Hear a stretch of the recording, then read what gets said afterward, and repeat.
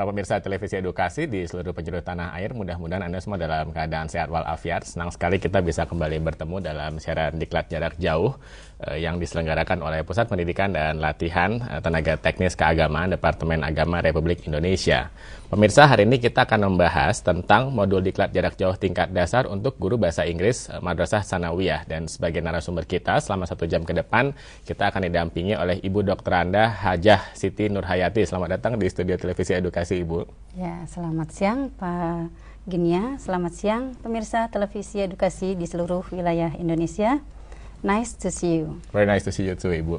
Bagi Anda yang tertarik untuk bergabung, barangkali di antara rekan-rekan guru bahasa Inggris Madrasah Tsanawiyah atau peserta Diklat Keagamaan ada yang tertarik untuk menyampaikan pertanyaan terkait tentang materi yang akan kita bahas hari ini. Sekali lagi saya ingatkan bahwa hari ini kita akan membahas tentang modul Diklat Jarak Jauh tingkat dasar untuk guru bahasa Inggris. Silakan hubungi kami lewat pesawat telepon bebas pulsa nomor 0800 140 3046 jika Anda punya pendapat, pertanyaan atau komentar apapun terkait tentang materi kita hari ini. Kami nantikan pendapat dan telepon Anda itu lewat pesawat telepon bebas pulsa nomor 0800 140 3046.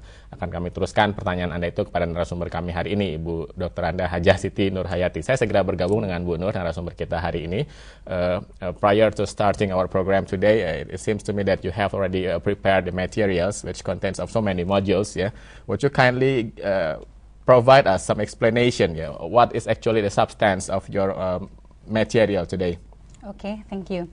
Dear audience, in this occasion I would have great opportunity to attend the special program, especially to deliver material with relation in the module which has been arranged by Pusdiklat Keagamaan. In this module, used for the distant learning program, especially for the MTS English teacher. In this module, content is about the report, narrative, descriptive, procedure, and recount. It's called in the genre of text, especially for MTS English teacher. So we are going to discuss genre today. Yes. Okay, why is it so important to discuss genre for English teachers anyway? And what's the benefit for the students? Gunanya dan manfaatnya membahas genre ini apa? Ya, terima kasih. Nanti untuk mempermudah di dalam kita menyampaikan keempat skill di dalam pembelajaran bahasa Inggris, yaitu diantaranya untuk speaking, reading, listening, dan writing. Ini akan mempermudah, jadi pembelajaran bahasa Inggris terintegrasi di dalamnya melalui pembelajaran text type itu atau genre-genre tersebut. Okay, I see. This is going to be an important session for everybody who watch this program. Jika Anda tertarik untuk bergabung, silakan hubungi kami lewat pesawat telepon bebas pulsa nomor 0800 140 3046. Bahasan kita hari ini adalah tentang genre atau text type seperti tadi sudah dijelaskan oleh Bu Nur. Kita kembali ke Ibu Nur. Mungkin bisa dimulai saja penjelasan tentang inti materi kita hari ini, Ibu, silakan. Iya. Sebelum kita menganjak kepada materi, terlebih dahulu kita akan membahas tentang standar kompetensi yang ingin dicapai pada pembelajaran ini. Yaitu at the end of this meeting, the participant expect to be able to apply the English module. Jadi artinya maksud di sini kompetensi standarnya ada untuk supaya nanti setelah pembelajaran ini Bapak Ibu bisa menerapkan modul ini, modul dalam bahasa Inggris yang ke-5 aspek tersebut. Ada berapa modul nantinya sebetulnya? Untuk tingkat MTS ini ada 5 modul yang akan disampaikan. Ini nanti bisa melalui web, juga bisa melalui Diklat Jarak Jauh yang telah dilaksanakan di masing-masing Balai Diklat Keagamaan. Jadi rekan-rekan bisa mengambil isi modulnya sendiri atau bahan modulnya sendiri dari web. Cuman pertemuan kita hari ini akan lebih membahas tentang bagaimana memanfaatkan modul-modul itu ya. Iya, seperti itu. Bisa dilanjutkan, Ibu? Ya, di sini juga ada kompetensi basic standarnya. Basic kompetensinya adalah bahwa di dalam pembelajaran ini terutama untuk mengetahui to know the basic theory of the genres text report, descriptive, narrative, procedure, and recount. Ini berarti 5 macam genre ya? Ya, 5 macam genre, tetapi intinya tidak ke semua aspek dalam pembelajaran bahasa Inggris itu tercakup, hanya dalam 2 skill saja, di situ reading and writing.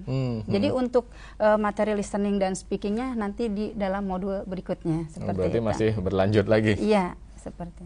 Oke, mungkin selain mengetahui teori dasar dari genre yang 5 macam itu, apa lagi, Bu? Okay, the second is the participant be able to analyze the social function, generic structure, and linguistic feature of the text. Artinya kegunaan sosial ini untuk digunakan di tengah masyarakat, begitu ya. Terus generic structure-nya maksudnya susunan bakunya, begitu? Iya, maksud dari kalimat di sini bahwa untuk memahami tentang suatu teks, seorang pembaca selain mengetahui arti kemudian fungsi, di situ ada generic structure, maksudnya bagian-bagian dari teks, kemudian ada ciri kebahasaan dari teks tersebut.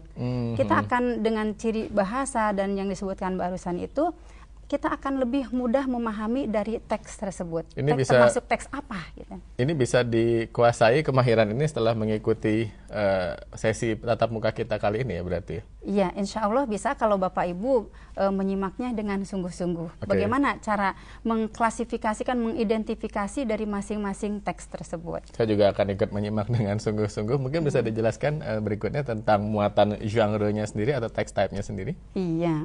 Nah, Bapak Ibu yang berbahagia, di sini ada 5 teks yang sudah disusun dalam modul bahasa Inggris untuk MTS di Pusdiklat, yaitu tentang report, descriptive, narrative, procedure, and recount.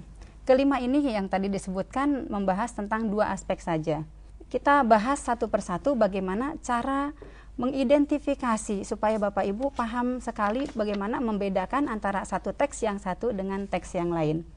Di sini ada report yang pertama, definisinya adalah one of the text type in English which explain about the fact. Artinya bahwa teks report itu merupakan suatu teks yang berupa informasi tentang sesuatu keadaan yang nyata. Sifatnya fakta ya? Fakta, bukan merupakan suatu imajinasi. Atau reka-rekaan. Rekayasa, bukan seperti dongeng seperti itu, tetapi benar-benar merupakan suatu hasil bisa analisis ataupun hasil observasi, ini berupa hal yang nyata. Seperti itu untuk teks report. Nah, makanya sekarang di sini, kegunaannya berarti yang perlu dipahami juga sebetulnya report ini disusun untuk apa begitu ya? Iya, makanya di sini para pembaca harus mengetahui untuk apa sih teks report ini. Makanya di sini dikatakan bahwa teks report itu mempunyai fungsi to provide information about natural and not natural phenomena.